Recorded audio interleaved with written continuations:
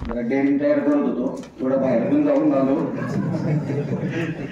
रावतरे सरांनी नाश्ता करताना सांगितलं होतं तुम्हाला बोलायला होणार आहे. तर सुरुवातीला मी नवसह्याद्री व्यवस्थापनाचे मनपूर्वक आभार मानतो की त्यांनी मला या पुरस्काराच्या लायक समजला. कारण 2010 साली मी सुद्धा एक ग्रामीण खेड्यातून साहेबांच्या गावाच्या शेजारीच माझं गाव आहे, तर तिथून आलेलो होतो. जगामध्ये काय चाललंय हे माझ्यासाठी नवीन होतं की मला माहित नव्हतं. थोडक्यात एका टप्प्यामध्ये होतो आणि त्या टप्प्यातून कुठेतरी नवसह्याद्रीमध्ये आलो. थोडं थोडं जगामध्ये काय घडते ते इथे आल्यानंतर समजायला लागलं. म्हणजे इंटरनेट, मोबाईल या गोष्टी इथे आल्यानंतर समजायला लागल्या.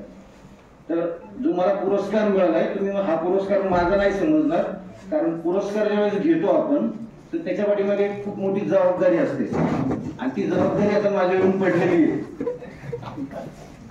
आणि ही जबाबदारी पूर्ण करण्याची क्षमता पण माझ्यामध्ये जी आता निर्माण झालेली आहे, तर याला सुद्धा साहेबांनाच मी श्रेय देईल की 2010 साली साहेब आले की आम्ही लपून बसायचो. ज्यावेळेस कॉलेजमध्ये एंट्री केली की आम्ही कुठेतरी आमच्या खुर्ची पण नाही थांबवायचो, बाजूला जाऊन थांबवायचो. कारण एक आमच्यामध्ये ती छाप नव्हती, कारण आमच्या ते काम करण्याची ताकद नाही असं वाटायचं. आमचा कॉन्फिडन्स वीक होता. हळूहळू जसं साहेबांच्या संपर्क आलो, साहेबांची 15 ऑगस्ट 26 जानेवारीला खूप भाषणं ऐकली, बरेचसे कार्यक्रम, त्यांचे सगळे कार्यक्रम आम्ही अटेंड केले, मागच्या खुर्ची बसून अटेंड केले. त्या ठिकाणी आमची कामं ही शिपायाच्याच लेवलची असायची, पण ते आम्ही न लाजता केली. त्यातून आम्हाला एकच गोष्ट मिळाली, सर्व नॉन टीचिंग बरेचसे सहकारी जे आता 15 वर्ष संस्थेमध्ये काम करतात नॉन टीचिंग मधले, तर आमचा कॉन्फिडन्स वाढला. आणि कॉन्फिडन्स इतका वाढला की आता बरेच सर्व प्रिन्सिपलांनी आत्ताच्या पण जे काही इथून गेले मागे त्यांनी पाहिलं असेल की नॅकची कमिटी असू, AICTच्या आम्ही खूप कमिट्या फिजिकली हँडल केलेल्या आहेत.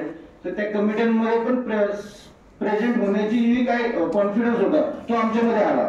त्या कमिटीला काय सांगायचे, काय नाही सांगायचं, कसं प्रेझेंट व्हायचे, तर ही सगळी ताकद साहेबांमुळे तयार झाली. त्यामुळे मी हा माझा सन्मान समजत नाही, तर माझ्या सर्व सहकार्यांचा सन्मान समजतोय की हे टीमवर्क शिवाय होत नाही.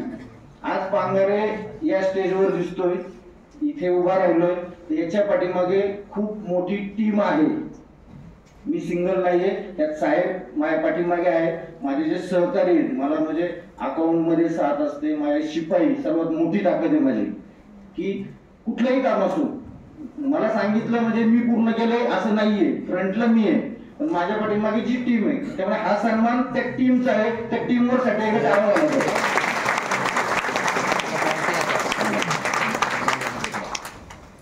दुसरा विषय आहे, थोडस पॉइंट काढले होते सुरुवातीला सांगितले, कॉन्फिडन्स कमी होऊन द्यायचा नाही.